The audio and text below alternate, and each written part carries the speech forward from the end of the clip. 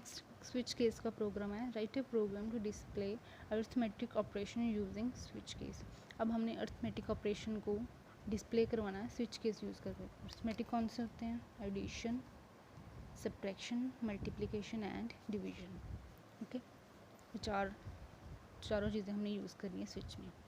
Header files, main function, bracket start, int.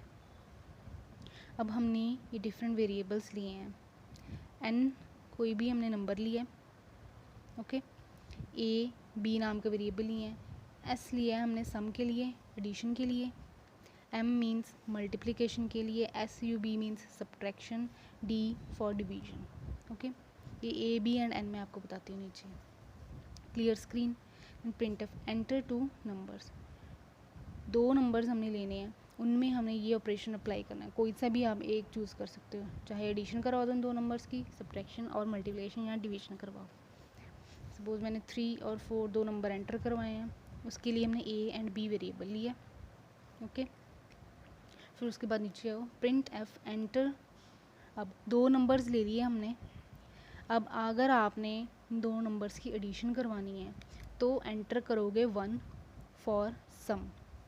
ये आपको वैसे प्रिंट करके लिखा आएगा कि enter 1 for sum, enter 2 for subtraction, 3 for multiplication and 4 for division. इन चारों में से कुछ भी चूज़ कर सकते हो।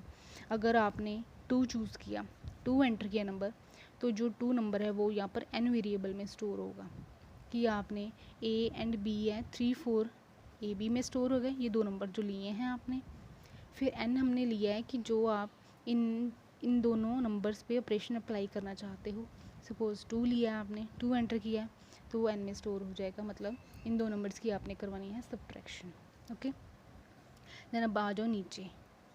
अभी तो उसे पता चला है कि सब्ट्रैक्शन ही करवानी है, अभी उसने सब्ट्रैक्शन करनी है, वो स्विच केस में आएगा नीचे। स्विच देन n जो आपने एंटर किया नंबर। फिर उसके बाद फर्स्ट है स्विच केस का केस 1 है, s is equal to a plus b. अब s किस लिए लिया हमने? ये s वेरिएबल लिया था, मैंने बताया था s है एडिशन के लिए, मतलब सम के लिए है, सम के लिए है। Sum is equal to s is equal to a plus b, ये जो 3 एंड 4 नंबर थे, ओके। देन अब जब इनको एडिशन करवा देगा, print sum is equal to %d, ये तो आपको पता है किस लिए यूज़ करते हैं, इंटीजर के लिए, कॉमा s वेरिएबल जिसमें ये इन दोनों का सम स्टोर होगा।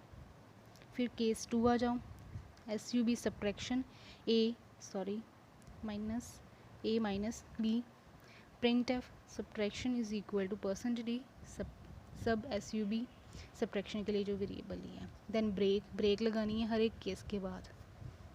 केस 3 भी आ जाओ, m is equal to a multiply b, print f multiplication, then m नाम का वेरिएबल, देन ब्रेक।